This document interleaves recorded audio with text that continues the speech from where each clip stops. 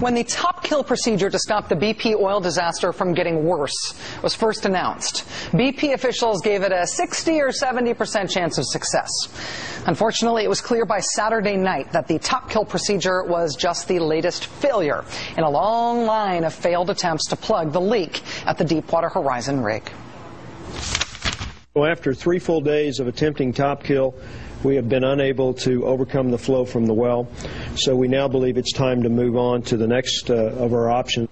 Next of our options include a second shot at that whole containment dome thing. They're now calling it cut and cap, cutting the 21-inch kinked riser pipe with a saw that is studded with industrial diamonds. Great saw, unfortunate image for BP. After the cut happens, BP is attempting to cap the pipe with a containment dome and to divert the oil to a ship on the surface. Now, of course, if they are able to cut the pipe but not cap it, they may have widened the opening of the pipe and potentially increased the volume of oil spilling into the Gulf by up to 20%. Problem not solved.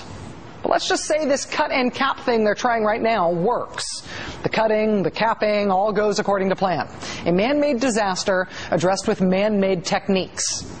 Then nature comes along. Today is the official start of hurricane season.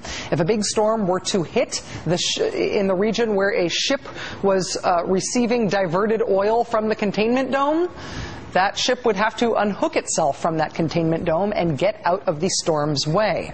The dome would hopefully stay put during the storm, but at that point we'd be back to the oil just leaking into the sea freely again. And that brings us back to square one, stopping the leak, not just diverting the oil. From the start, BP and the government have told us that the light at the end of the tunnel, the very last fail-proof rescue, would be these relief wells that BP started drilling in early May. Yes, the wells would take about 3 months to finish. Yes, the process has been described as hitting a dinner plate from 2 miles away. Yes, oil would continue to spill into the Gulf until August. They have to dig deeper than the well itself and then intercept the oil flow beneath the seabed. But at the very least, we know those relief wells will work, right? All hail the relief wells. You're looking at potentially 90 days before you ultimately get to what is the ultimate solution here, and that's a relief well. The ultimate solution is to drill a relief well. Well, the backstop, and always the backstop, will be the relief well in August. There's no doubt that the ultimate solution is a relief well. We always knew that the relief well was the permanent way to close this. The ultimate solution, the backstop, the permanent way to stop this.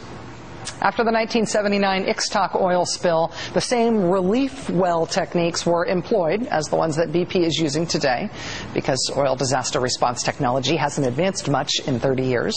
The Ixtoc relief well solution took 9 months.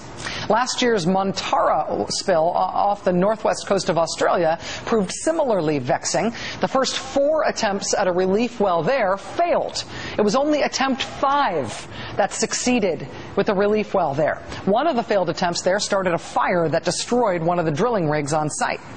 Today, the president-elect of the American Association of Petroleum Geologists said for the BP oil disaster, it is, quote, almost a certainty that the initial attempt at the relief well will be a failure.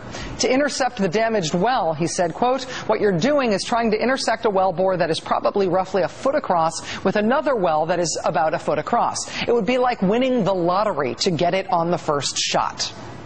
So when you hear relief wells described as the ultimate solution to the BP disaster, the word ultimate really just means it's the last thing we know how to do.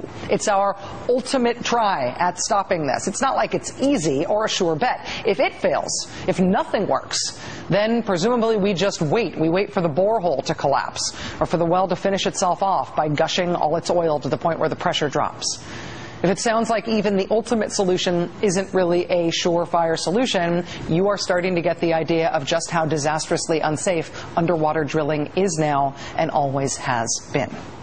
Joining us now is NBC News Chief Environmental Affairs Correspondent Ann Thompson, who joins us again from southern Louisiana. Ann, thank you very much for being back on the program. Hi, Rachel. So relief wells have been described to us as the sure bet here. Does that understate how hard it is to get the relief well idea right? Well, I don't think anybody who knows anything about relief wells knows this is very, very difficult to do. But it's the one thing they know that does work. And you have to remember that with top kill and with that giant 4-story containment dome and with trying to activate the blowout preventer at the very beginning of this, all the different techniques that they have tried, and now even with this slice and cap technique, these have all been truly real-life experiments that we are watching while the relief well is drilled. That is the one thing, as I said, they know that works, because essentially it is a bottom kill. Remember with the top kill how they were throwing mud into the top of the well and in an effort to hold the pressure of the oil back, and then they were going to cement it. With the relief well, what they do is they drill down to the bottom of the well, and it is there that they put in the heavy drilling mud, and then they follow it with cement. And that is a technique that they know works. The problem, as you said, is, one person has compared it to finding a needle in a haystack. You are drilling, in this case, you're going to go more than 3 miles down, and you are trying to find this well that's about the size of a dinner plate, and it's very difficult to do. The only advantage they have in doing this is that they know the geology from the first well that they drilled. The other thing that has happened, Rachel, is because it is so difficult, the Obama administration ordered BP not just to start one relief well, but to drill a second one as well in case they don't make it the connection with the first relief well. And speaking on June 1st at the start of hurricane season, in the event of a hurricane in this region, what happens if, say, the relief well is still being drilled? What happens if that slice and cap containment dome is still hooked up to a ship out in the Gulf sucking up the oil and a hurricane comes along? They have to move people off the rigs. I mean, that is just absolute protocol here in the Gulf for the oil industry. They have to keep their people safe. And so it would slow the whole process down and delay it even further. Now, the good news about the first relief well is that BP says it's about 10 days ahead of schedule. They've done all the vertical drilling, and now they're at the point where they're doing the horizontal drilling. And it is about 12,000 feet down, and it has to go 18,000 feet down. So it's 10 days ahead of schedule, which is good, because if there is a tropical depression, if there is even a hint of a tropical storm or hurricane, all work will have to stop because they'll have to bring the people to shore until the storm passes. And we're about to head back down to the Gulf region just because we feel like we want to get closer to this story again. We've already taken one trip down there. Having spent these last few weeks there reporting, do you feel like people in the region share sort of stated optimism from the powers that be about the relief wells? Is there any optimism left? No, I don't think there's any optimism left here, Rachel. People here, they know the relief well is the tried and true technique here, in large part because many of these people, not only do they make their lives from the fishing industry here, but many of them have worked on rigs in the course of their lives.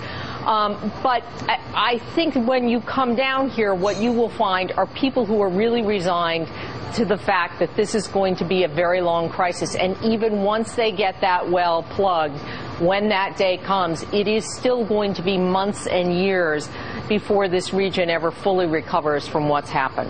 NBC News Chief Environmental Affairs Correspondent Ann Thompson. As always, Ann, thank you very much. Take care, Rachel. Thanks.